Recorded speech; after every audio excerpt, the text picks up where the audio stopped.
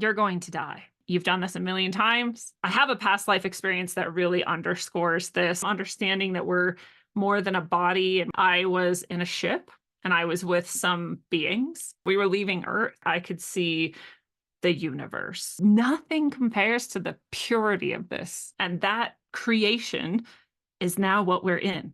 Welcome, everyone, to Our Sliver of Time. Today, we have a very special guest, Lindsey Scharmyn, who had a very profound out of body experience and is also a spiritual teacher and healer. Today, she's going to share her story of some of these out of body experiences, and we're going to cover a whole bunch more. So, without further ado, thank you so much, Lindsey, for being here. It's an absolute pleasure. How are you? Oh, thank you for inviting me. I'm very good today. I'm excited to dive into it. So, yeah. Could we start off with really your most profound out of body experience, in my opinion, where you visited the center of all things, to my understanding? Yes, this is what I've come to call it. When I first experienced this, I had no understanding of anything that was happening, really. I had no, it was like pre-internet, basically. It was, out of the blue in my life. Like I don't have any really preceding experiences that I remember to sort of frame it with. It was just pretty sudden, but over the years, it's sort of come back in many ways to reinforce different experiences and lessons along the way. And eventually I came to understand exactly what had happened. And so I came to call the place I went to the center of all things. But at the time, I just went to sleep one night like a normal person. And I seemed to wake up, but what was happening was so bizarre that I understood that it was a dream, or that's just what I thought at the time. Because again, I had no words. I didn't have out of body in my mind. I didn't have any reference for these types of things. So in my experience, I went to sleep, I woke up, so I was in a dream. And in this dream, we'll call it, I was in a ship and I was with some beings, and I understood just that they were different from me, that they were maybe like larger. They seemed larger than me, but it wasn't a physical thing. They seemed bigger and brighter, but they also seemed like very, very wise. And uh and their image, or the way they presented themselves at that time, is sort of almost hidden from me. Like when I came back, that was one of the fuzziest parts, is like, who actually was that, or what actually was that? Like now I know, but at the time I didn't really know. I just knew it was good. They were good people or good beings, and we were in a ship, and we were going through the solar system. We were leaving Earth. And I could look out of the ship and see anything I wanted to. And I say anything I wanted to because when I didn't want to, or when I turned my attention back to them to receive some sort of information or whatnot, the walls, we'll say, of the ship just sort of went back to opaque. But if I turned back and I wanted to see out, they would become transparent. And a lot of people wonder, like, was this an actual ship? And in my understanding, no, it really wasn't. The concept of a ship was just for my benefit so that I would feel safe moving through these spaces. Like that really was all it was. It was just a conceptual framework for me to understand some aspect of what was happening. So I could look out and I could see the sun and Jupiter and Uranus, and we're going, and I don't have words for it. I mean, like, awe is obviously the feeling I was feeling, but I don't even know if I understood what awe actually meant. Like, awesome is this, right? Like, it's full of awe. I had just wonder and delight and curiosity and deep excitement. I really felt like I was a little child. I was like, jumping up, like, oh my God, look at that. Oh, look at that. Like, this is so cool. Which I think those beings really enjoyed the innocence of that, right? And so we're traveling out further and further, and we're traveling out further and further, and traveling out further and further. And I'm feeling and understanding intuitively, like, how far out we are. And really that, like, I couldn't even conceive of the distances we were moving, and that I was far, far from home at this point. And I was seeing things that I later understood were like star nurseries or nebula or galaxy arms or these things, right? But at the time, it was just swirls and clusters and suns and lights and colors and shapes, and really, really beautiful. And I was just excited and happy, and that was it. And we were going and going, and finally we got like to the farthest place, and it's hard to understand because it really felt like we were outside of all things, but really you can't be outside of all things. But in my perspective, we were so far away from everything that I could see the universe, just one universe. That's all there is. And this is everything. And it looked to me like a figure eight, but I understood it's multidimensional. So it's more like an hourglass, right? And so it comes out on either side. They're perfect mirror images of each other. Those are both swirling in their totality. And then within them is all the little nebula and galaxies spinning. And then within that is all the little suns and planets spinning. And all of this is happening. I'm just like taking this in again in deep awe and deep excitement. And I realize at the center where these two sort of meet is the brightest cluster of lights that could ever exist. I mean, if you're thinking like I already went through suns and stars and star nurseries and giant mega clusters of lights and things like this, and this was beyond description, brightness and size. Like the size of it is almost a good chunk of each of the sides of the universe that were coming out of it, right? Like it's a massive, super, we don't have words. I don't have words for any of it. But I saw it and I got kind of lost in it because I just instantly recognized that this was home. And I felt like this strong urge to just go back there. Like I just wanted to like zoom into it, just be there again. Right? I understood that I had been there before at some point. But all of that is just an impression. All of that is just an emotion. And really, I'm just up against like the windows of this ship, looking through it and seeing this bright super cluster at the center of the universe. You said it seemed like a familiar place, like you had been there a few times before. Do you think, I don't want to be too speculative here, but do you think maybe this is where we go in between lives or before and after type of situation? Yes, I do. I don't necessarily think everyone goes back there for every life. I think there are sort of intermediary stations of that same light that are closer to us. For example, I now understand that the sun really is a hollow fractal emanation of that source light, right? So if that's God, that's heaven, that's source, that's the center of all things, every star is actually entangled. Literally, it is the same light. Literally, it is the same source. It's just a localized version of it. And so my understanding is we actually literally go to the sun and we get sort of recalibrated. We get to release some of the darkness and get reoriented onto our highest path and then, come back and try again wherever we are. So yeah, I do think we go back there, and I think that however, going back to the center is like a long-term goal. It's not necessarily exactly where we're all going every time. So hopefully that makes sense. That's my understanding of it. Again, at the time, I was just like, I don't know. That's just a really bright, amazing light that I feel like I need to go be in.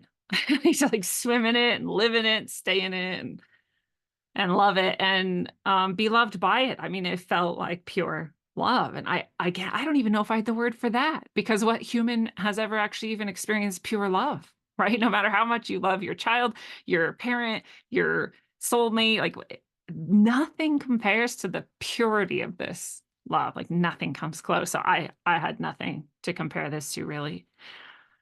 And my, what I now understand are some spiritual guides and allies who have brought me out here. They're sort of telling me like, yep, that's where everything comes from, and that's where everything goes back to, and that's, the center, and you are from there, but you're from here right now. And they like kind of draw my attention back down the long side of this, hourglass figure all the way to the very, very, very, very end, like the bottom of it. They're like, that's where you live right now. And now we're going back. And just like a snap, like we just were there. It was just not even, the way. And I realized the whole journey out was really for my benefit. They could have done it in a moment. They could have just been like, now we're here at the center of all things. But instead, they let me sort of see it to really understand like what at least some level of the magnitude of this place we're in, of this universe, and of the center of it. So now we're back. we're back in the solar system. I'm seeing again all the familiar planets and the sun, and there's the Earth. And I see the Earth at first as the Earth, it was a blue green spinny ball. And then I see it just has like another layer over it. And this layer is like a layer of an infinite amount of tornadoes seen from the top up. So it's really just spinning little vortexes. And there's just millions of them, and they just cover the Earth edge to edge, filling it. There's nothing else but these. They're also seeming to sort of call me. It's a different sort of call than that center of the universe had for me, but I feel like an urge towards them sort of. And my guides start telling me like, these are all timelines of your life, of Lindsey Scharmyn's life. These are all the different versions of them that you could live in this life. And I'm like, that's crazy. Again, I've never even heard anything like this. I don't have a conception of this. I've definitely never seen anything like this. And I'm overwhelmed by it. And they're like, and you need to pick one to go back onto. And I'm like, but how would I ever do that? How could I know what all these infinite millions of lives would ever lead to, or experiences that I'd have on them? Or that's way too hard of a decision. And they were like, well, what's your goals? And I was like, can you help me pick one? And they're like, yeah, what do you want? And I'm like, I just want the one that is the best for me and for everyone else. And I always clarify now, because I didn't realize when I first would tell this to people who were interested to hear it, that they thought that I meant just my family and friends, everyone else. But I meant the whole planet. I meant everyone else. And they were like, oh, that life. Well, that life is this one. And they like pointed to one of the tornadoes, and I just instantly flew in and dropped down. No hesitation. She's like, okay, that one. I just dropped in. And when I dropped in, things got even weirder, actually. Harder for me to understand. Like, that was pretty straightforward, actually. Like, okay, we're flying through the solar system, we're flying through the universe. I'm seeing the whole universe. Now I'm back at Earth, picked a timeline, whatever, I'm on it. But things got really confusing. And I understand again now, looking back, that it's because I was bringing all of this with me, and I was on a new timeline. And both of those are pretty jarring for our psyche, for our consciousness, for our body. So I was sort of integrating it as I was coming back to my body, which again, I didn't know I was doing until much later. And the first thing I saw when I dropped into that tunnel was this city. And the city was cleaner and brighter and happier than any city I'd ever seen. I couldn't have imagined a city this utopian and technological, is what it seemed like to me. And I sort of floated up a specific skyscraper type building, and I floated up to a pretty high up window, and I looked through the window, and I saw just an old lady sitting in a chair staring out the window. And then for just a bizarre moment, I was both me looking at this old lady, and then I was the old lady looking at me, recognizing myself younger.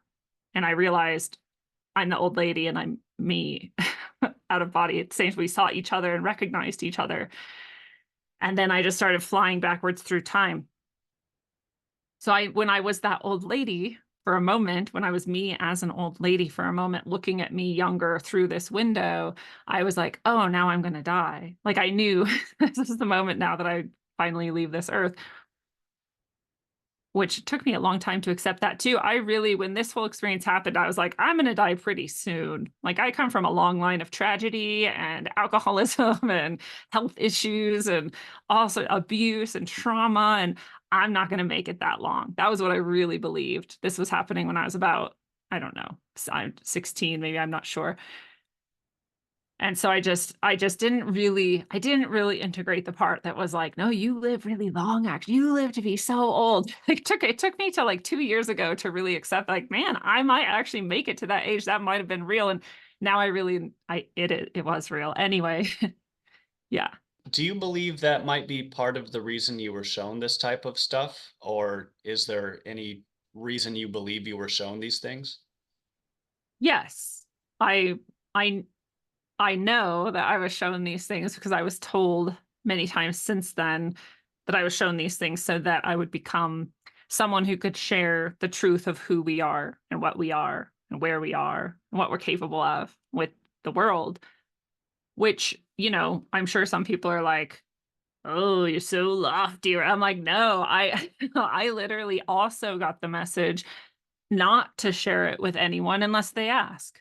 So I don't go preaching. I don't go looking for the opportunities to tell these stories. I don't do any of that. I let people come and ask me. And if they want to, and you know, your audience is the same. If they're coming to listen to this, they asked to know, right? Or to hear this at least and to get the idea. And so I just always kind of think like, well, I was sent to remind people. Like this was my mission to come here as a soul and incarnate and remind people of what's actually going on. And it's funny because even before this experience, I had that feeling like, why don't people get that there's so much more than this really mundane garbage that we just like, why are we doing all this? And I would ask people like, why are you here? And they'd always think I meant like in this location in this moment. I'm like, no, like, why are you alive? What are you doing here? And they're kind of like confused, like, what do you mean? And I'm like, you have to consider that there's something more than like school and work and have a baby and build a fence, or like there's some reason. What is it, right? That's actually the exact reason that I do this. I find it very peculiar that, we find ourselves to be alive in a human body, the only state of being we've ever known, and no one on this planet knows on what grounds we are alive. I find it to be a very bizarre situation that we find ourselves in. And that's why I feel like I can, connect with people such as yourself and, who are kind of looking at this like broader spectrum. Like, sure, we need to, locally, we need to keep everything in check. We need to go to work and pay the bills and survive. But like, where was I 48 hours before I was conceived? You know what I Right. mean? So that is fundamentally the reason I'm doing this. Sorry to disrupt. But I really don't even know what question to ask now. I just kind of went on a tangent. Yeah, but I think It, but I think it's important to recognize that, and then when appropriate to share it with people because it does remind people. We're really reminding people. We're asking them to remember themselves, right? In whatever form that might take. And it might be as simple as like, yeah, I do have bigger goals than just showing up to work or whatever. I do have more that I want to understand or experience or than just the sort of thing that was put in front of me by this society, and I think that's crucial, actually. how do you believe it would affect humanity if everyone had like a broader understanding of the other side during this lifetime? Do you think it would create an interference pattern, or do you think it would be like a net positive, net negative, in your opinion? It would be an interference pattern, and it would create a net positive for sure, but it is that thing, like, I kind of mentioned it too, like, the integrating of this information experience is actually rough, right? When people maybe sometimes don't understand, they're like, "I wanna experience that," or, "I wanna do this," and I'm like, Sure, I hope you do if that's true, and I also hope you recognize how lonely it can be and how awful it can feel and how difficult it can be to purify and heal the things that no longer fit with the new mentality or energy or vibration or however you think about those things. Like they don't work together anymore. So you have to get rid of them. And I'm talking about habits. I'm talking about your personality aspects that you thought were solid and aren't. I'm talking about friends, I'm talking about places, all these things. All of a sudden, you're like, I don't care about this anymore. I cannot sit here with you guys and do the same thing we've always done together because I hate it.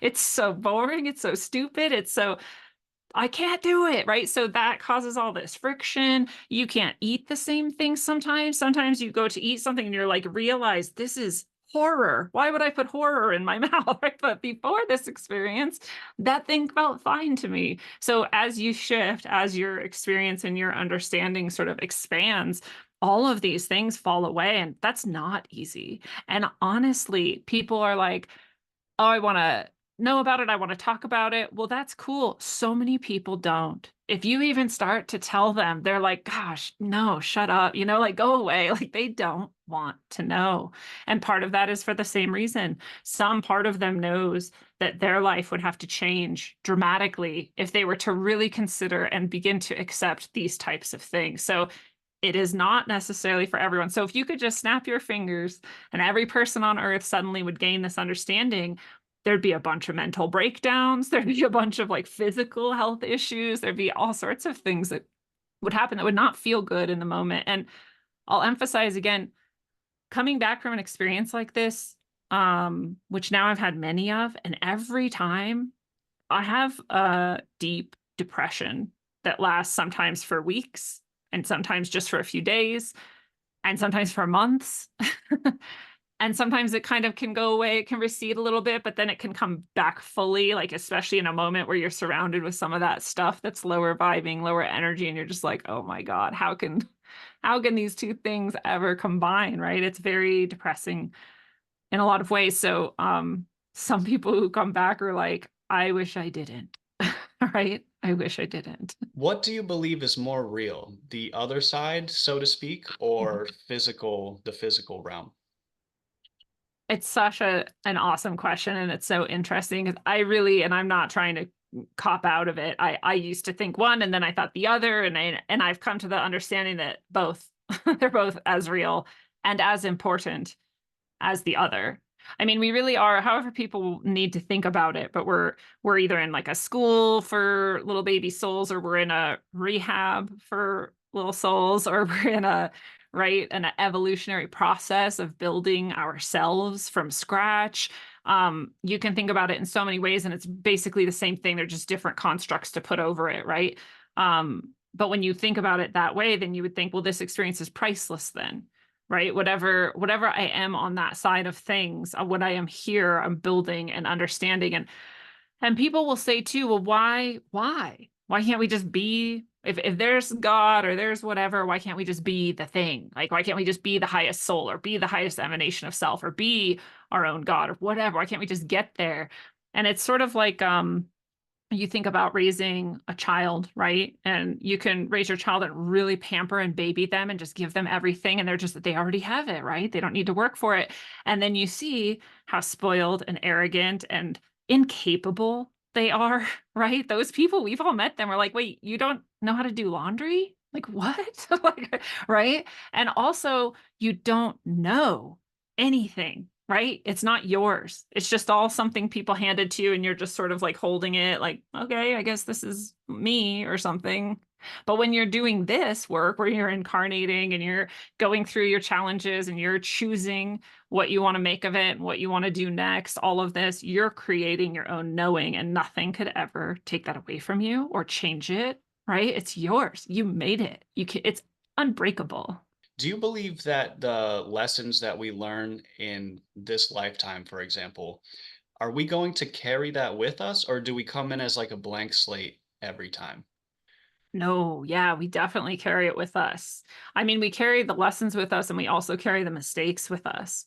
And this is really the crux of where we're at on Earth, and what we're doing here is we're resolving a lot of the mistakes that we've made, and errors and judgment and choices that impacted things and ourselves negatively. And then we're learning to create something better. But again, we're choosing that. By the time we choose something better, it's because we've gone through all the other options we could think of, and none of them worked. And we're like, oh, this really is the best option. It's not just that I have to, or some authority said, oh, if you don't do this, I'm going to do this. It's like, no, we just have learned, like, this is really the only one that works. This is the one that I love. This is the one that serves my highest self and everybody else's, right? So, but we have to get there on our own. Again, if somebody just told us, it's just not worth anything. So we take the lessons, we take the mistakes, we take all of it actually, and then we come back again and again to resolve it, you could say, or to choose something better, or to create something higher or more pure. But again, all because we want to. There's nobody here was forced to do anything. And that's a real hard pill for some people to swallow. Some people say that we had to, agree to this lifetime and stuff like this. So that's a very interesting concept. Speaking of lessons and mistakes that we learn, and the mistakes that we make throughout this lifetime, what do you think about karma, and how big of a role does this play? Is this going to play a factor into, let's say, potentially a next incarnation, etc.? Yes. Karma is 100% of everything. And I think the biggest problem is most people don't understand what karma is. We have this very loose and messy definition of it, right? And our version of karma is like, do something good, get something good, do something bad, get something bad. But that looks to us and feels to us like punishment or reward. And that's not what it is. There's actually a very neutral medium here in which we are. It doesn't care. It has no attachment to whether we go just murdering everyone we can find or we go loving everyone. It does not care. There's no judgment in it. But what feels like judgment to us is that something does come back at us, but that's the neutral medium. It's like when we punch the neutral medium, we rebound, right? An equal opposite amount, right? That's karma. That karma really should be rephrased in most people's minds as the law of cause and effect. We do something, something happens. Like there's an equal and opposite reaction to all of our actions. 100% of our thoughts, our words, our actions, our feelings, they're creating something. And that creation is now what we're in. And so we did all of this, and none of it is other people's karma. This system is so elegant that you can choose and do anything, and only your own karma will come back at you, and everyone else's own karma will come back at them. There's ways you can kind of take on some karma from other people, but really even that is only because something within you resonates with it and is like, oh, I have that karma too. I'll take some of yours, right? I'll help you through this hard time you're going through because I also have some of that karma. That's its own thing. Animals do it for us. Like it's a beautiful gift that can be given. I don't encourage anyone to take anyone's karma because you have enough of your own. Like you've got more than enough of your own and you can just work on that and that's cool. But, so in that sense, whatever we choose can cause good things and it can cause bad things. So you can think of it as positive and negative karma, but what you should never do is make the mistake of thinking that there's some intelligence sitting there going, oh, nope, I just judged what you did as bad. So here's some bad karma back at you. Like that's not happening at all, at all. You're just getting what you created back at yourself. So I have a past life experience that really underscores this idea of karma and how it travels from life to life. If you want to go into that. I would love to hear about that if you don't mind. Yeah. So and this one, by the time I had this past life come back to me, I'd had a handful come back to me throughout my life, starting pretty close to that time of going to the center of all things. And they came back. They have come back quicker and quicker as time has gone on. The time between my first past life memory and my second one was maybe a decade. And then for that, and the next one was maybe 5 years. And, they really come back in order to bring up something that I am already healing in this life, but to show me sort of why I'm healing that in this life or how it's all sort of connected and why it makes sense. So now that I'm much better at healing and I have maybe much less to heal, it's easier to have some of these things come back. So this one came back pretty late in the sequence of lives that have come back. And I'm glad because by the time it came back, I was ready to deal with it because it was really, really harsh. And I'll say too that all of my past life memories that have come back have been always really traumatizing experiences. It's always the darkest, the worst, the most chaotic moments of some past lives that come back to me. And at first I just thought, man, have I never had a good life? Like, that's sad. And then I realized, like, no, it's just that the good stuff doesn't come back to you because you don't need to do anything with it. There's nothing left to do. It's just good. It's like you can leave it. But all the other stuff is like stuff you're still carrying around. So you want to get rid of it. Like you want to clear it. You want to purify it. So that makes sense now. I'm better now with that concept. This is why the negative things come back. But this life came back in a deep meditative space and a sort of trance experience. I do a lot of work in that. I call it spiritual space. It's an altered sort of state of consciousness. And so I was in a state like this and I wasn't meaning to receive a past life. I usually just go in and I'm like, all right, I'm here. Like what's going on? Like, I just let it be whatever it is. I learned a long time ago as well that my will and my idea of what should happen is not probably actually what's best. So I just let it be. And then this life came back. I dropped into this life and I was in a dungeon, for lack of a better word, and it was gross and filthy and awful. And I was very excited to continue torturing this person I had been torturing for who knows how long. And I felt really good about that. I felt like I was really good at this. And I was definitely going to get the information or the confession. I don't remember exactly what it was this time. And I was doing this for, like, I don't remember if it was a king or like a duke or something. I'm not sure. it felt religious in nature. Maybe it was during the Inquisition. Whatever it was, I felt like this was my duty. I was doing it for glory, for God, for king and country, or whatever. So I felt very good about it. I had no shame or remorse or sense of wrong at all. And so I actually experienced torturing this person, which is one of the most horrible things I have ever experienced in this life. And then I also experienced a moment, and I really think it's because Lindsey now was there. I experienced a moment where I looked into the person's eyes that I was torturing, and I like saw them actually. Some soul recognition or some understanding that we're more than a body and more than this life. It just was so quick. It wasn't full. It wasn't like this giant awakening, but it was enough for me to suddenly become repulsed by what I had done and what I had been doing most of my life. And I sort of like left and I started drinking heavily. I don't know, some kind of hard liquor in a bottle. I went down to like a creek or something, and I was like laying in the shadows. I was hoping no one found me because I was just a mess. I was crying. I was like horrified at who I was and what I was. And then I also knew if I stop torturing, they're going to torture me, and my wife's going to leave me, and like all these people are going to hate me, and I'm going to become the evil one. So I was like, I'm going to kill myself. I'm going to just kill myself because I cannot keep torturing, and I can't show anyone or tell anyone what I've understood, and I can't change. And Lindsey, me now, sort of then came out of that experience and that person. And I was feeling like I was being sucked back to here and now. So I was trying to like shake him, this man who is me, shake him and be like, don't kill yourself. That's even worse. And it's not always, I'm not telling people, like sometimes, whatever. I'm not judging it. People don't kill yourself, but also no judgment here. I just, for whatever reason, knew in that life, like he needed to stay alive and face this. And maybe that's part of the karmic, balancing that needed to happen. I don't know, but I was just like, don't kill yourself, don't kill yourself, don't kill yourself. And I came back to this life. And I really think he didn't. I really think I didn't kill myself in that life. And I think that was actually a big, big, brave choice to face reality and truth and bring my truth, at least to whoever could even see a glimpse of it, even if their response was going to be rejection or torture or murder or whatever. And anyway, then I came back to this life. So yeah. What's more important, like conforming to society or just standing by what you believe in a room full of people that disagree? Yeah. Oh, it's so important.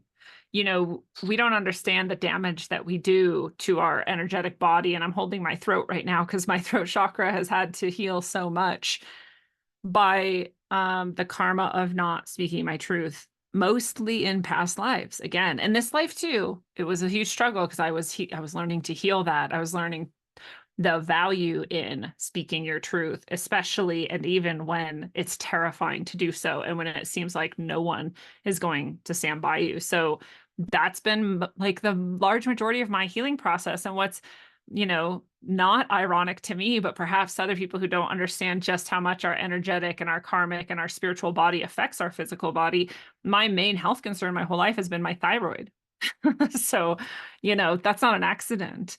And all of our wounds are actually karmic or energetic manifestations or reminders. And that's just the nature of it. It's opposite what we are told, it's opposite what we think. But it's the truth. So any ailment you have, you could actually find the spiritual root of it. And that is the fastest way to heal it. And it doesn't mean you don't also exercise and eat well and maybe go to the whatever and get whatever surgery you might need. But it just means it's much more effective and efficient to go to the root of it. And the root is always spiritual. It's always karmic. It's not our default.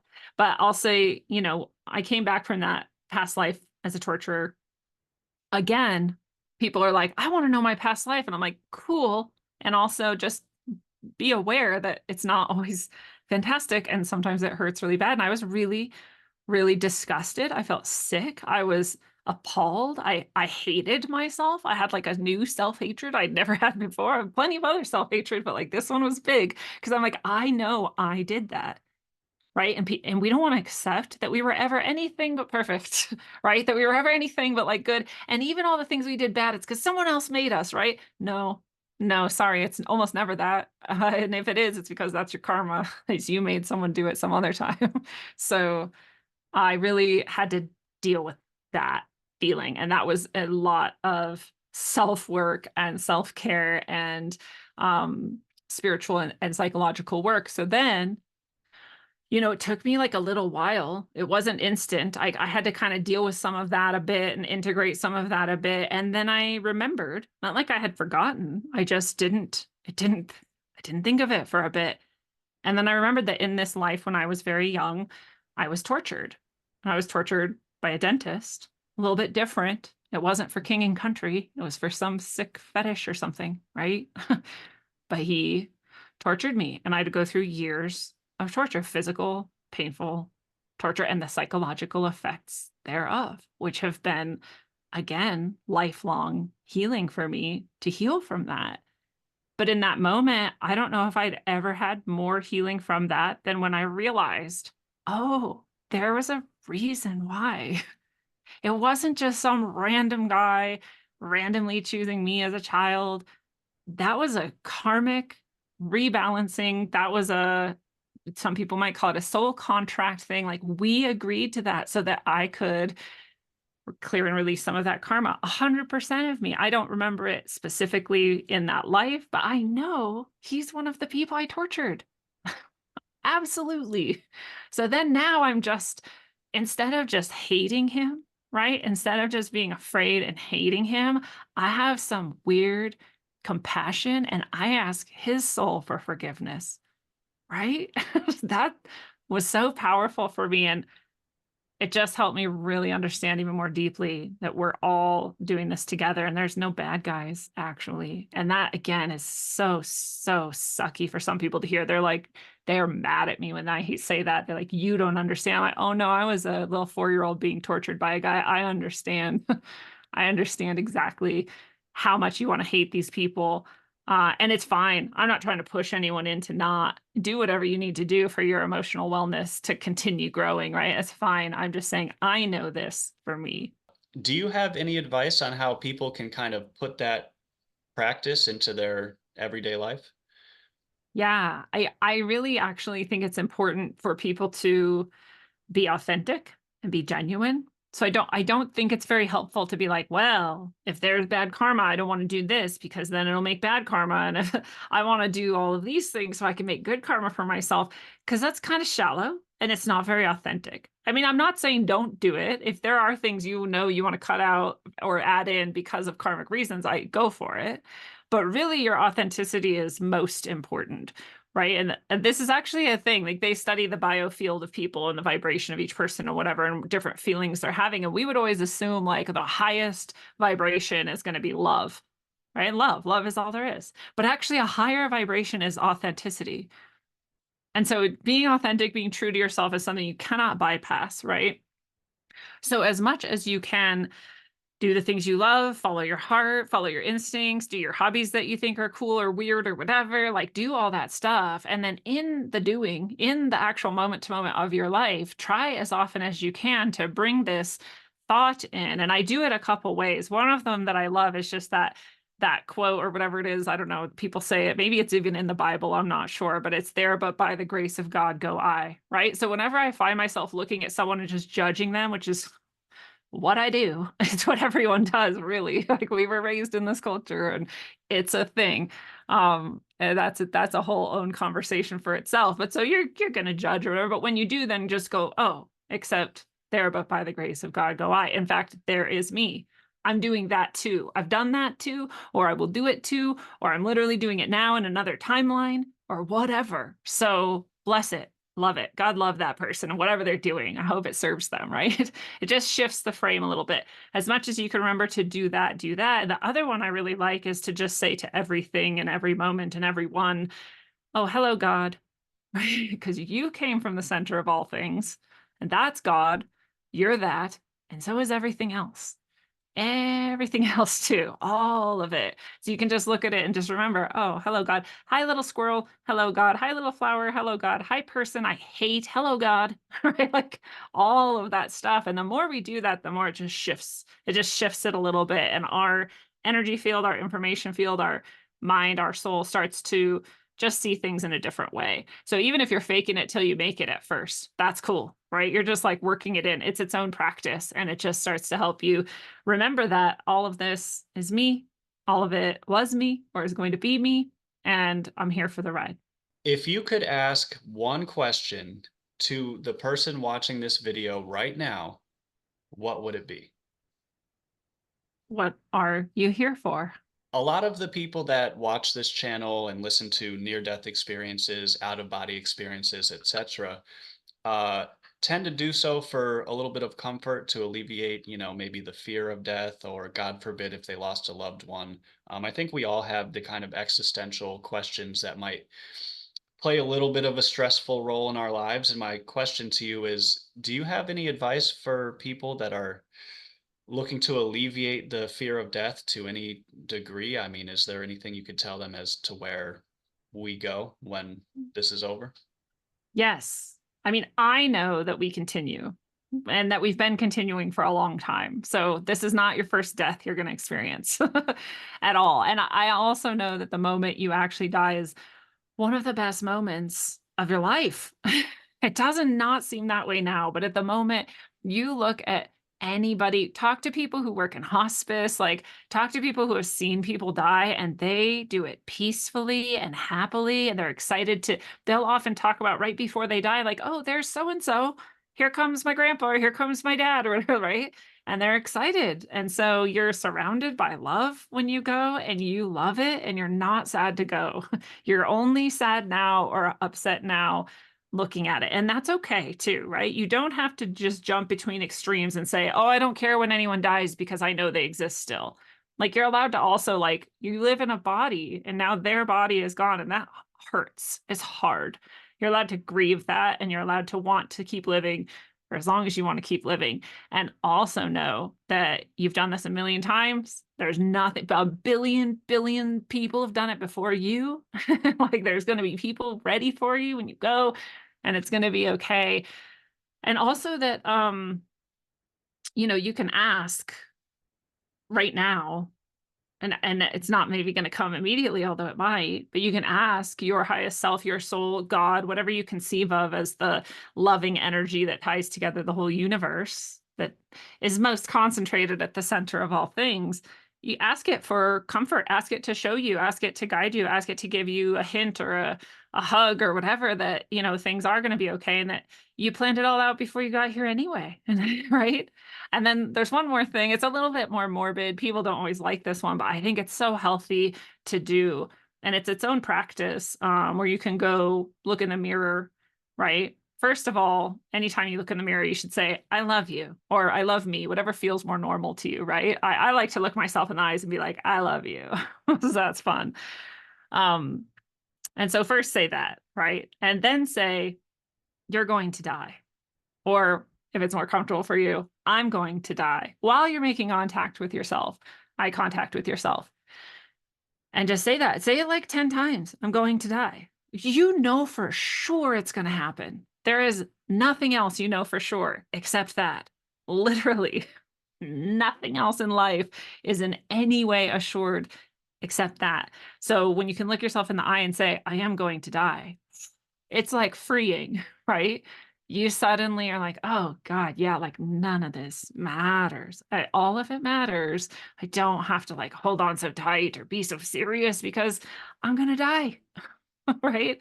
It doesn't mean live your life without any care. It doesn't mean like stop, enjoying, but just to know it's actually its own kind of freedom. And I think it's important. So maybe all of that could be helpful. Where can people find you if they would like to, look more into all your stuff and what you're doing? The best place to go is rogueways.org. So it's rogue and then ways as in pathways, not like ocean waves.